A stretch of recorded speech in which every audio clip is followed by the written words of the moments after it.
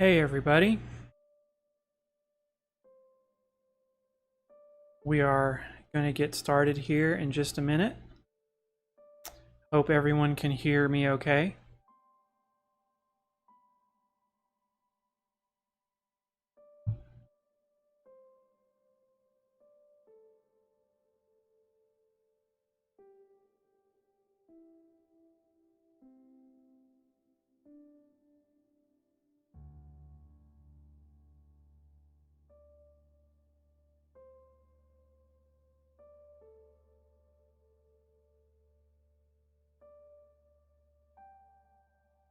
Okay. Hey everybody, I see there are about 20 people here.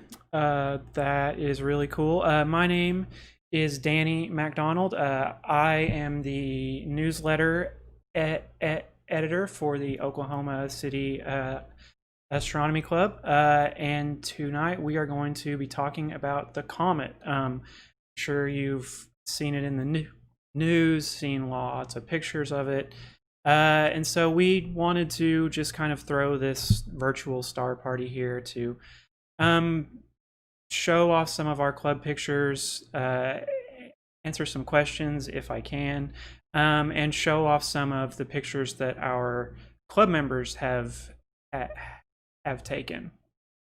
So I've got an eye on chat here, so if you see me like look down a lot, that's that is what I'm doing. So yeah, so this is great. I see some people who later on we will see some pictures from. Dave, I believe it was Dave's idea to actually throw this kind of virtual star party for this comet. So so send your thanks to Dave about that. And I think that this kind of thing is pretty fun. So if you like this kind of thing, if you would like to see us do more of this sort of live stream kind of conversation, let us know. You can get in touch with me personally at editor@okcastroclub.com. It should be along the bottom of your screen there. If you have a general question about the club, then you can send an email to info@okcastroclub.com, and we will make sure that your question gets to the right person, and we get that answered for you. So to get started, what is so big about this comet? Why is everyone freaking out about it? Where did it come from? Where is it going? How do I see it? How long do I have to see it? What do I need to see it? How do I take a picture of it? So Comet Neowise, and it has an official designation that I never can keep straight. C/2020 or 2020.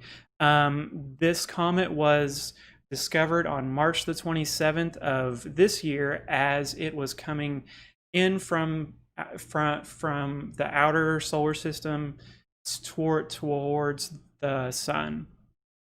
It was discovered by a spacecraft that NASA has had up in the sky since 2009, called the Wide Field Infrared Survey Explorer. I really think that NASA comes up with the acronym first and then decides what the letters mean, because I feel like they wanted to name a spacecraft WISE and then kind of came up with the acronym after that.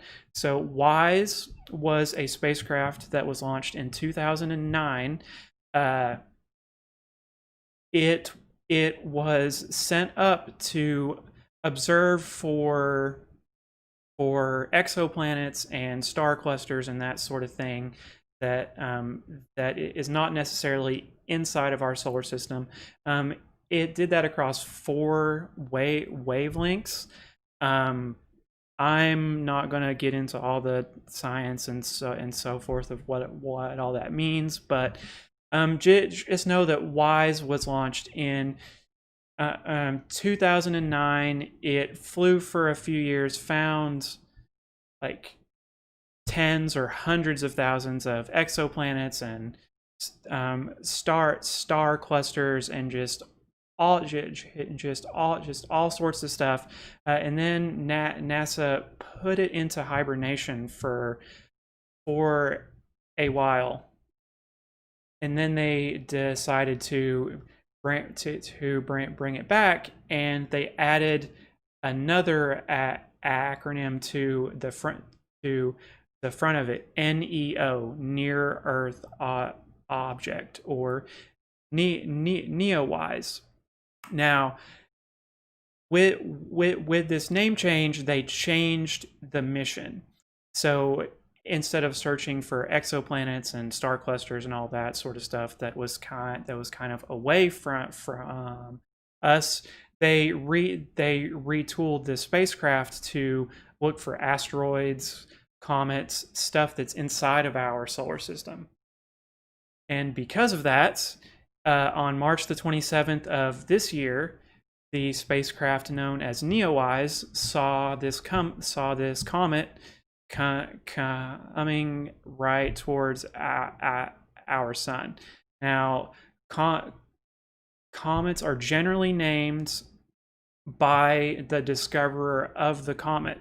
So, Halley's Comet, the Hale-Bopp Comet, now Comet Neowise. These are the names of who or what found them. So that's why we call it that, and it also is given an official designation of C/2020 for all of the fancy people that want to refer to it as that fancy name. So I hope that was informative for some of you. The Neowise spacecraft is still up there, and it's still going, and it is cataloging lots of asteroids and near Earth objects, whatever they may be, and really trying to detect not just comets, but things that might one day swing close to Earth, and we might have to send Bruce Willis up in a spaceship to strap a nuke to it or something. I'm not sure. I haven't actually seen that movie. I've just heard the Aerosmith song.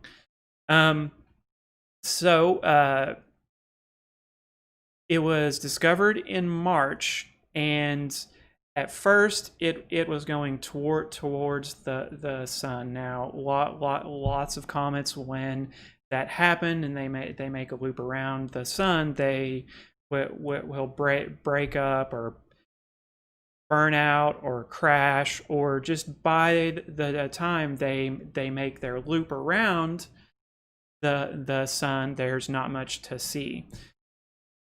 Luckily, this comet did survive, and for the past few months has been flying closer to Earth, and now it's going away from Earth. Towards the first of the month, you could see it in the early morning, like just before the sun came up was really the best time to see it. Now, towards the end of the month, it's up in the evening. So as soon as this live stream is over and the sun sets, and hopefully you live in a place where there are no clouds. I saw somebody in chat from Indiana. That it is really cool. So yeah, so tonight after the stream, if there are no clouds, get outside, look towards the north, and make sure you see this thing, because it really is spectacular, and it's starting to change a little bit. It's starting to get dimmer.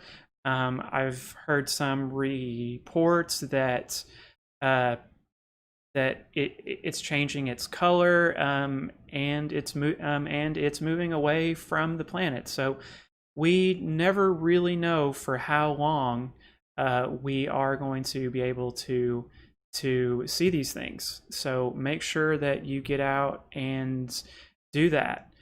Let me see if we have any questions so far. No.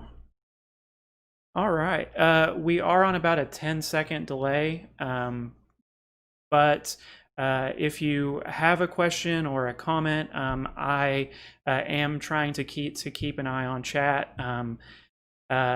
I see that Dave and Ida and Gerald and Jackson, they are all in the club and all club members, and they are very knowledgeable. So if I don't know something, which, let's be honest, is pretty likely, one of them should be able to help you out. So let me show you how to find this thing tonight. Okay. So I hope you can see my Stellarium screen now. Yeah, great. Okay, so if you don't know what Stellarium is, Stellarium is free observing software that you can download from stellarium.com, STELLARIUM.com. It's free, it's very powerful. It's available on PC, on Mac, on Linux. There is a mobile app. Sounds like a lot of reverb. Could be. Is anyone else hearing a lot of reverb? It might just be. Is that better?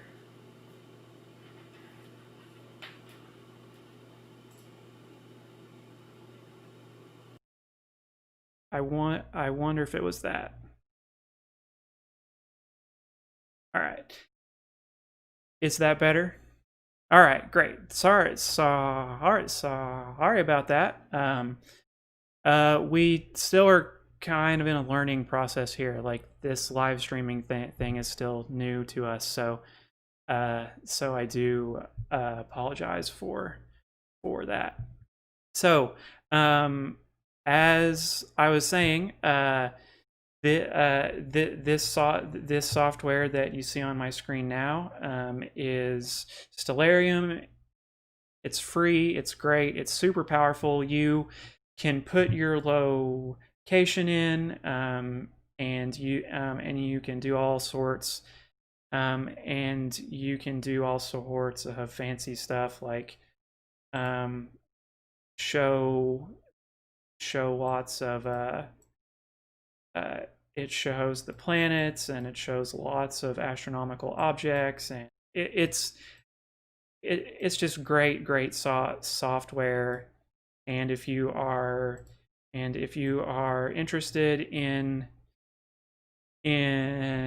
observing or finding targets or learning the sky or just seeing what is up in the sky, it's great, and it's free. And maybe at some point I can do a live stream that's just about all of the cool things that Stellarium can do. So if you would be interested in something like that, be sure to let us know. So this is tonight. This is Oklahoma City. You can see that I've set the date for today. It's it's right now it's set for a little after 9, which it's not quite dark out here yet, but you could maybe see it now.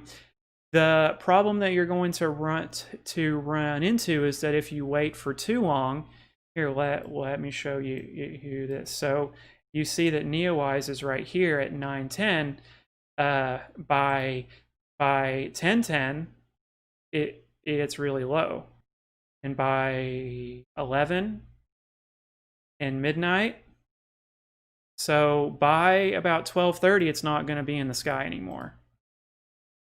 So make sure that you get out as soon as it gets dark, or just before, or just after, and make sure to do that.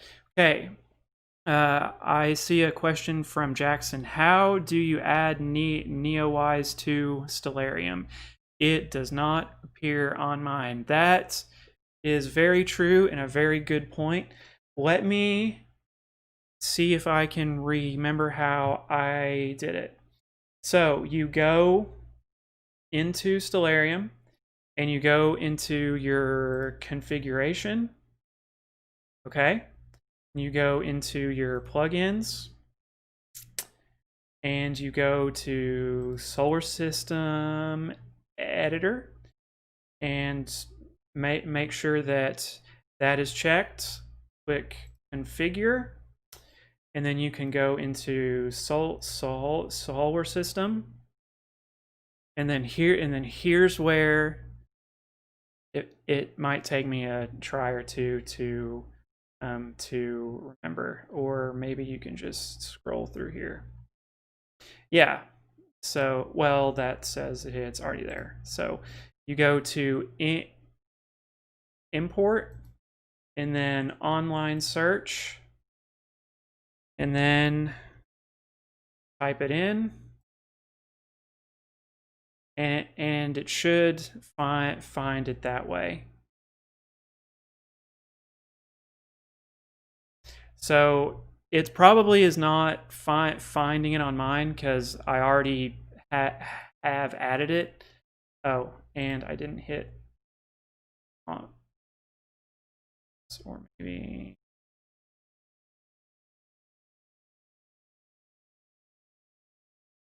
yeah, okay. So that is what I did. And I will show you that again because I was kind of fumbling around there. So you go into your configuration, you go into Solar System Editor, you go to Plugins, check that box, click Configure, go to Solar System, Import Objects, Add Objects, click Comets, select a source. I use this NPC's list of comets. Get elements, and then it's right there. You just check that box, add, and I think you might need to restart once you add it. I'm not actually sure, but it should show up once you do that. So I hope that answers your question, and any other Stellarium users. I hope that helps you out as well.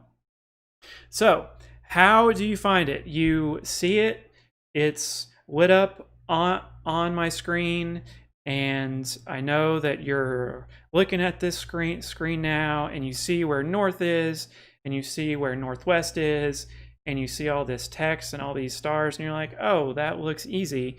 But then you get outside and you start to look, and you're like, well, I don't know it for sure. So we are going to show you a really simple way to find it. So everybody knows the Big Dipper. It's one of the most recognizable constellations in the sky. If you can find the Big Dipper, then you can find this comet. Right here is the Big Dipper. Okay? And as you can see, if you draw a line from the edge of the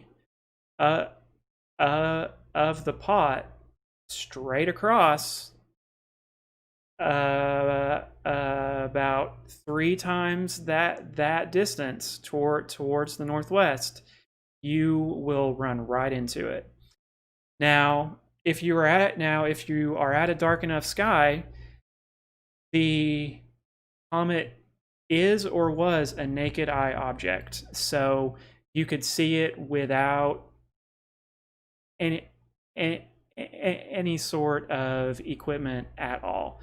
Now it's starting to get a little dimmer, but it's pretty easy to see. I live in a very bright place, and I looked at it towards the beginning of this month, and I was looking into a horizon that was lit up with lights, and I used my binoculars, and I just kind of swept the sky where I knew it was, and it popped just right up. So just find the Big Dipper.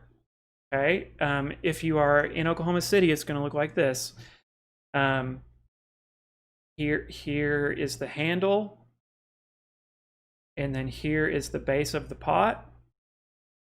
Find these bottom 2 stars, and then just kind of draw a straight line, and you will find it.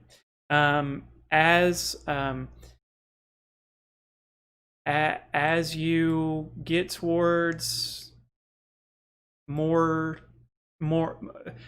later on in the evening, so this is 10 p.m., then you see it's kind of more at an angle, and then if you wait until 11 o'clock when it's closer to the horizon, it's kind of more at a diagonal, but really the same thing applies, right? Find these 2 stars and just make a straight line, and that's all that you've got to do. Super easy to find.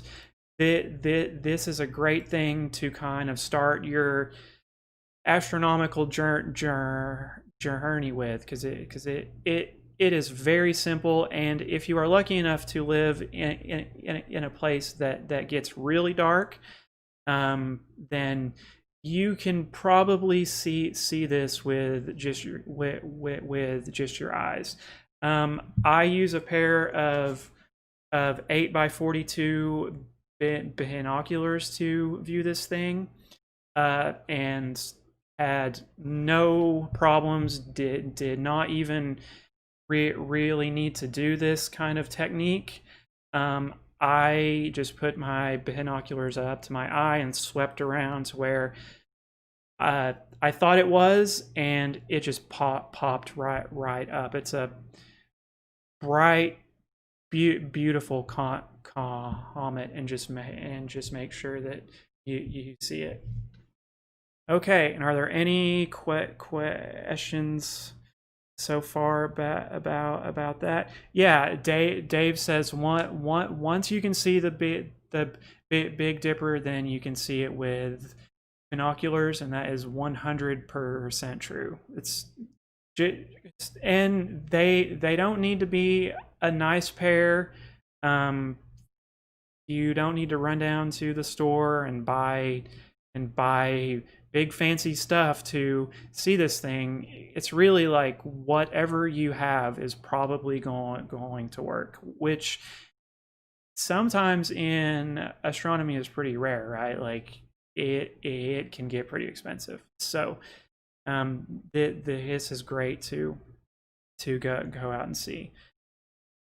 Okay, let's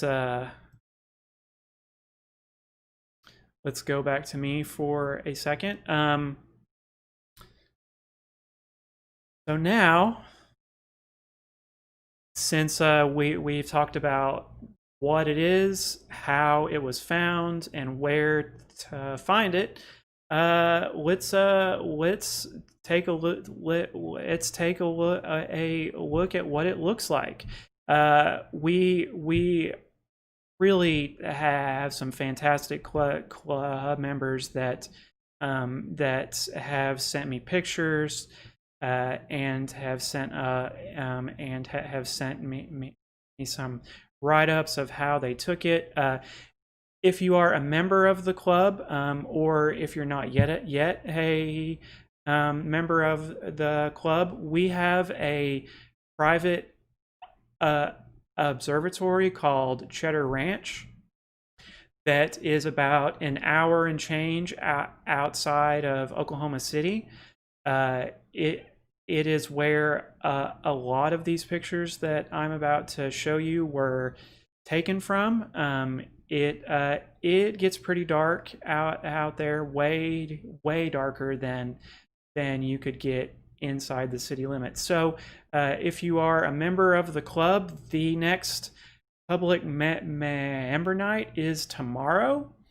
If you are interested in going out, I will talk about this a little bit more towards the end of the stream, but just know that tomorrow night we are having a member night out at CRO. So if you've never been, or if you are interested in going, tomorrow night, if the weather holds, because you never know how things are gonna go. So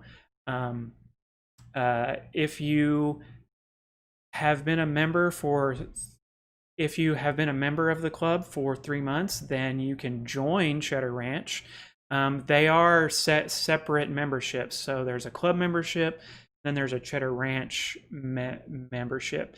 If you are a member of Cheddar Ranch, then you get a key and you get the codes, and we give you some training on the telescope that is inside of our main building. So if you are just a member of the club, then you can go out to CRO on these member nights that we hold about twice a month. If you then choose after 3 months to be a member of CRO, then you get a key and you can go whenever you want. So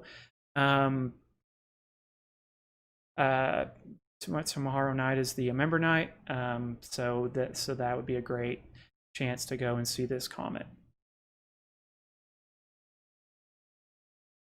So I'm going to switch to some club member photos. This first one, for those of you that were here for the live stream 2 weeks ago when we did our club meeting, my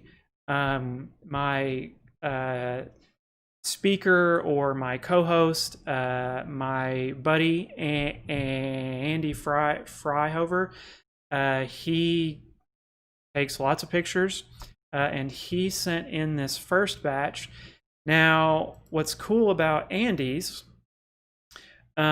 is that he has imaged this over multiple nights.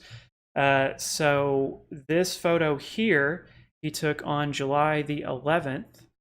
And these pictures he took just in the last few days, I believe. This is July the 11th. This is July the 18th. And Andy actually told me something interesting, that as he's been doing this, he has seen that the comet has kind of changed colors a little bit. So you can see that this one that he took on the 11th, it's got this golden color. And these that he took on the 18th has got a green core, and the tail looks a little bit different. So maybe don't just look at it once. Go and look at it a couple of times and see if you can spot some changes. So these two on the right, Andy is really big on astrophotography and is really good at it. And there's kind of two ways to take a picture of a comet. So as you can see here, he's got the comet, but the stars in the background are all kind of streaky. Whereas this one at the bottom, he's got the stars standing still. So what he did for this top picture is he just used his telescope to track on the comet, and the comet is moving faster than the stars are. So when he takes a picture, then he's got the comet, and the comet is in focus, but the stars are blurry. So for this one at the bottom, he kind of did a composite, or two sets of pictures. So he took a set of pictures that was tracked on the comet, and then a set of pictures that was tracked on the stars, and then merged those two together. So really great work by Andy, and you can see him here. I think this was out at Cheddar Ranch. But you can see his setup here, and this is how bright that this comet is when you take a picture with a camera. It shows up pretty well. So you can see Andy here has got, I don't know what he's drinking, but it probably isn't good. And then he's got his telescope here, and cameras, and just all sorts of stuff. So let's move on. Next up is Gerald Taylor, who is in chat. Gerald, I have two pictures from him. I believe this. Both of these pictures were taken on July the 20th, so just a few days ago, from out at Stanley Draper Lake, or near to Draper Lake. This first picture, he just used a Canon camera, a Canon DSLR camera. It looks like that this was on a tripod, and really you kind of need a tripod, but this is just a great picture, and I like to show these pictures not just of Andy's that had all of this equipment that was used to capture them, but just to show you that what you can do with just a digital camera and a tripod. You can just get these great pictures. Now Gerald knows a lot about post-processing of these sorts of pictures, so maybe yours won't look quite like this, but don't let that scare you away. If you want a picture of it, just grab your camera, grab your phone. If you've got a tripod, grab that and just go outside. So this is also a picture done by Gerald, and for this one he mounted his Canon camera to a 90 millimeter telescope, and was able to catch this shot of the comet. So and you can see that Gerald has managed to get the comet in in focus, and the stars are staying still. Just great work. And Gerald, I see you in chat, so if anyone has questions about how exactly he took these pictures, then if you're really nice, he might be able to help you out with those. Next up is Jackson, who I also see in chat. Jackson, I believe, is a new member. He took this out at Cheddar Ranch. So like Andy, he went out to our club observatory, and he took his picture. He used an 80 millimeter Meade telescope to hit this picture. But unlike Gerald, who used a digital camera, and Andy also uses digital cameras, Jackson used what is called a CCD camera,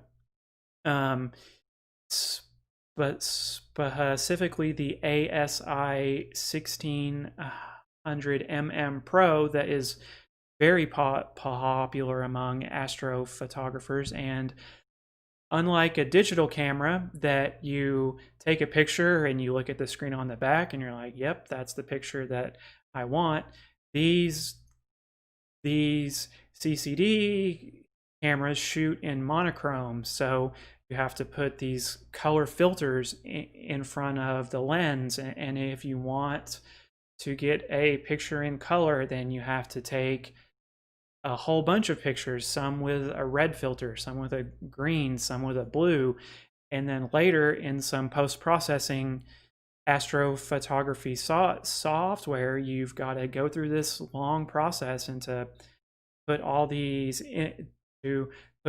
together. But it's a lot of work. But I mean, just look at the results. Like this picture is beautiful. I mean, you can see that he got the core of this thing really, really well. And if you look closely, like, you actually can see the core of this thing, and you've got this beautiful star trail, or ion trail coming off of this thing. So Jackson, I saw you in chat, and I heard you comment on Andy's photos. Well, man, this photo is fantastic. Great job. So next up is Dave, who is also in chat. Now, I don't want to play favorites here, but I think that this picture might be my favorite of all of the ones that I've seen, and it's because of the foreground. Because I mean, obviously Dave did a fantastic job of getting the comet and the stars, but this is CRO, and Dave really put this shot together, and he got our club into this picture, and I just think it's fantastic. So great job. Yeah, and so if you've never been out to CRO, then I can talk a little bit about what's going on. So over here on the left is our main building, where our bathrooms, and we've got a little kitchen And we have a roll-off roof that has a 14-inch telescope that we fire up for member nights, or if you're a member, then you get some training. So that is our main building. And then these are private observatories that that are called the Four Domes. Though those are owned by club members that when the site was built, they wanted uh, their own personal observatories. So that's what these are. So again, Dave, great picture. These next two pictures are from a guy named Tim Livingston, who also went out to CRO. He used a he also used a DSLR to take his picture, and he didn't say, but I don't think he even used a tripod for this picture. So I wanted to include this one and the next one to kind of show you that you don't need a lot to take a picture of this comet. You just need a digital camera and just go out and just give it a shot.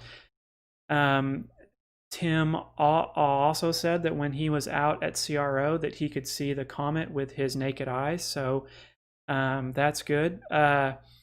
And Tim actually has a great story about viewing this comet. A few months ago, we lost one of our club members, a man by the name of Mo Massey. And Mo was one of the first people that I met in the club, and he was a very dear friend of mine. And Mo and Tim had been friends for many years, and Mo was a big fan of comets. Mo was good at everything. It seemed like. So Tim went out to CRO to view this comet, and kind of in remembrance of our friend Mo that we lost a few months ago, and we miss him a lot. So so thank you, Tim. I thought I had another one from Tim, but I guess I just included the one there. So this picture, if you've ever been out to CRO and you see a guy kind of standing way away from everybody, he has the pad that is farthest away that he sets up on. That is Manny. Manny is super nice, super cool guy, and he is uncannily good at taking pictures. He took this out. At CRO. As see here is the comet, and then here is one of the domes. And then this next one is Manny's kind of close-up shot. I don't really have a lot to say about Manny's because it's kind of mysterious. He doesn't really tell us, or to be honest, I didn't ask. about what exactly he used to capture these with. I know he used to have a Losmandy G11 mount, and he would track his or guide his objects by hand, which is kind of absurd. He doesn't use GoTo. He's just incredible at astrophotography. So if you're out at CRO and you see Manny, go and then say hi, see what he's doing. Super nice guy. Just takes great pictures. Yeah, and as Jackson was what was saying in chat, you in this picture you can see both the ion trails. I don't know how it's showing up on screen, but in the picture you definitely can see both tails. Okay, so those were some club member photos. If you've got some that I didn't have or you want to show off, in a couple of weeks when we have our club meeting, I will be putting out the newsletter, and I do intend on writing up a story about everyone's viewing experience and show some of these same pictures off. So if you want to be included, be sure to send those to me at editor@okcastroclub.com. It's right there. And get those photos to me. And so we can give you the credit that you deserve. So lots of great photos. Again, if you want to try to take a picture of it, use whatever you can find. I would not be shocked if somebody used a cell phone camera and was able to get a picture of this if they were in a dark enough sky. So I think that about does it. I actually am going to talk a little bit now about the club and about CRO. So let me get up my fancy. If you want to keep up with the club, if you're new, you don't know where you can find us, you can check us out at okcastroclub.com. We are on Facebook at facebook.com/okcastroclub. We are on Instagram at instagram.com/okcac. If you are a club member and you want to go to CRO tomorrow night, you can go to our website, which is okcastroclub.com. And last month I messed this part up, so I hope you can see my browser. So this is our website, and if you scroll down a bit, then you can see our link to our calendar. Hey, that's me. That is right now. The best place for news on if a member night is happening, if you need an escort, if you have questions, the best place to go to do that is to go to our discussion forum. That is this second link here. Go sign up for our forum. I believe it's in our Star Parties sub forum here. Right here at the top is the member night information for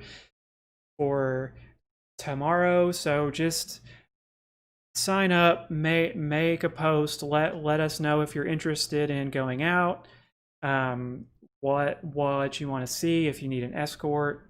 That is where you would go to do that. I'm gonna plug my own thing now, because I do write the newsletter for the club. Right here, it is where you can see our newsletter. So if you want to keep up to date of what the club is doing, or interesting news or information, or even some space news, check that out. I do kind of do a story every month about what you can look at in the sky that month. So just be sure to go and check that out as well. So with obviously COVID-19 and the pandemic has really thrown a wrench into lots of our plans and all that stuff. So our August meeting might also be done virtually. We don't really know that for sure yet, so stay tuned for information about that. For member nights out at CRO,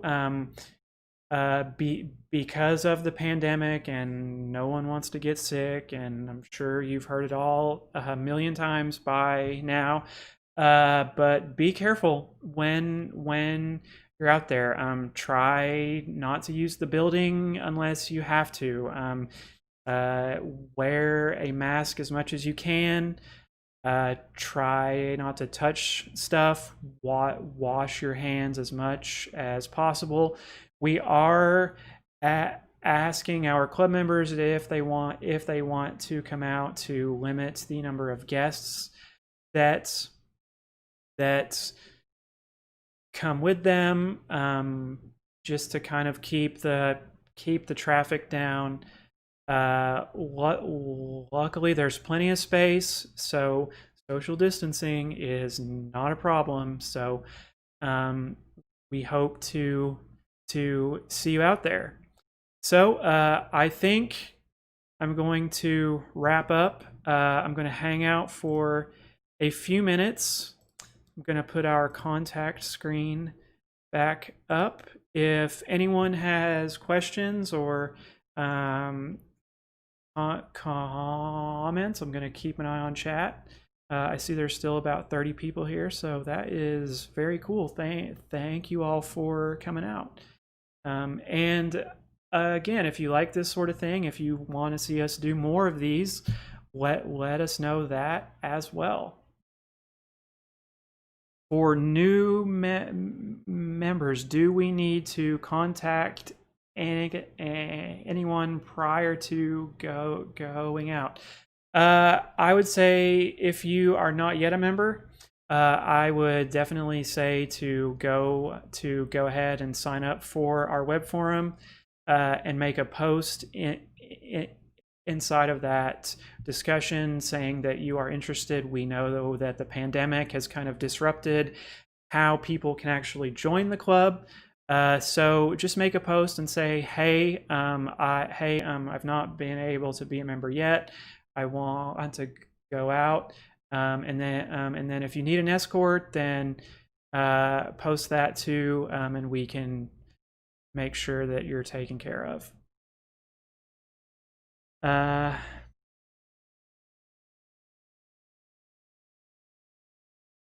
Okay. So some non-Comet news, I guess I should point out. I don't know how many that are watching this are or were also planning on going to the Okie Star Party, but the news came out a day or two ago that has been canceled due to the pandemic. Tough decision between our board and the board that runs Camp Billy Joe, the the host of that site. So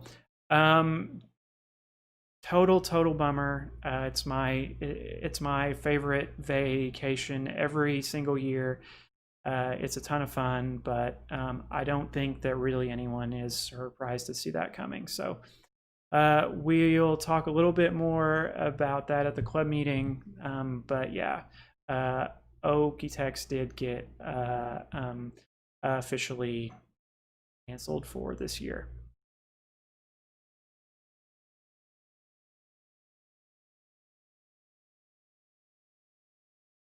Oh, okay. So Dave says a comment about just says planets.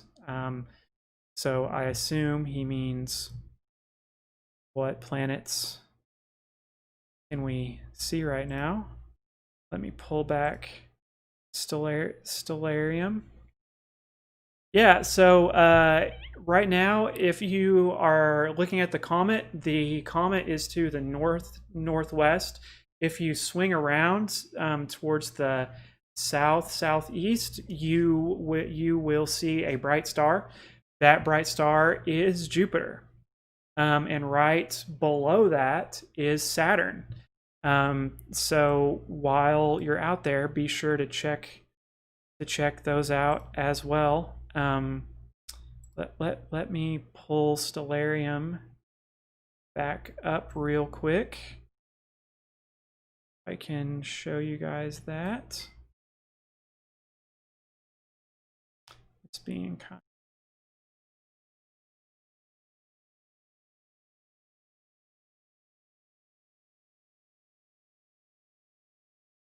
of... Okay, so we are back in Stellarium. This is right now. We are looking towards the south. Let's fast forward. So this is about 9 o'clock, or exactly not 9 o'clock, and you can see that Jupiter and Saturn are just right there. You will see Jupiter. Jupiter is impossible to miss. If you are looking up and right now, and you're looking in kind of the southeast sky, and you see a bright star, and you're like, "What's that bright star?" It's Jupiter. So if you're out and you're looking at the comet, swing around, take a look at Jupiter and at Saturn. If you have some binoculars, take a look at Jupiter and Saturn through those. They really do look best inside of a telescope, but they do show some cool stuff with binoculars as well. Yeah, you really can't miss Jupiter. And also the moon is out tonight at some point. I don't actually know when the moon comes up tonight, but the moon will be out, so take a look at that as well. Okay. Anything else? We are right at 8 o'clock. So I think we are going to wrap up here. Thank you all so much for coming out and hanging out. This is a great time, and send me your comet pictures. Send me your testimonials of going out. I want to see your pictures, and I want to hear your stories. So thanks a lot, and have a great evening, and hope to see you soon. So take care, and clear skies, everyone.